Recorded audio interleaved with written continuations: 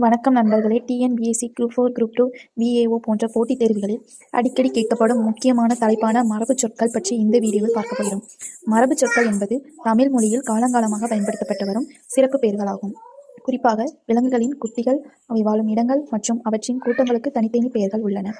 First பாருங்க, மரபுச் சொற்களோட definition.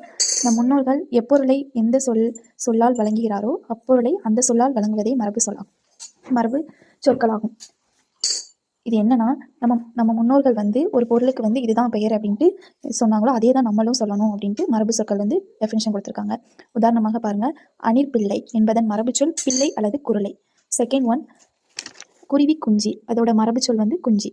பசுங்கன்று என்பதன் மரபு சொல் கன்று. நெக்ஸ்ட், யானை கன்று என்பதன் மரபு சொல் கன்று. சிங்க குருளை என்பதன் மரபு சொல் குருளை. நெக்ஸ்ட் பாருங்க, கழுதை குட்டியோட மரபு சொல் குட்டி. ஆட்டுக்குட்டியோட மரபு சொல் குட்டி. நெக்ஸ்ட் பாருங்க, பன்றி குட்டியோட மரபு சொல் குட்டி. கீரி பிள்ளையோட மரபு சொல் பிள்ளை. ஆடு வாழும் இடம் எது?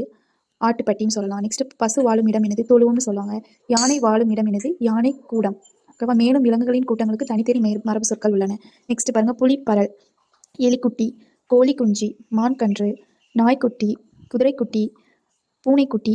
நெக்ஸ்ட் பாருங்க, எருமை கன்று, இதோட மரபு சொல் கன்று. ஆட்டுப்பட்டி சொன்னோம் இல்லையா. நெக்ஸ்ட், யானை கூடம். நெக்ஸ்ட் பாருங்க, குதிரை கொட்டில், மாட்டு தொழுவம், வாத்து பண்ணை. ஓகேவா. அடுத்து நெக்ஸ்ட் பாருங்க, சம் எக்ஸாம்பிள். பசு கூட்டத்தை எப்படி சொல்லுவாங்க? மந்தை அப்படின்னு சொல்லுவாங்க. நெக்ஸ்ட், பறவை கூட்டத்தை மரபு சொல் கூட்டம்னு சொல்லுவாங்க. நெக்ஸ்ட் பாருங்க, பொருட்களின் தொகுப்பு பெயர்கள். நெக்ஸ்ட் சம் ஒரு 9 இது கொடுத்துருக்கேன்.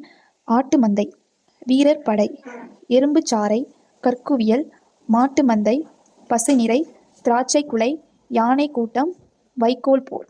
ஓகேவா. இந்த மாதிரி மரபு சொற்கள் டிஎன்பிசி தேர்வுகளில் ஒரு மதிப்பெண் கேள்விகளாக அடிக்கடி கேட்கப்படுகின்றன. எனவே இவற்றை நன்றாக மனப்பாடம் செய்து கொள்ளுங்கள்.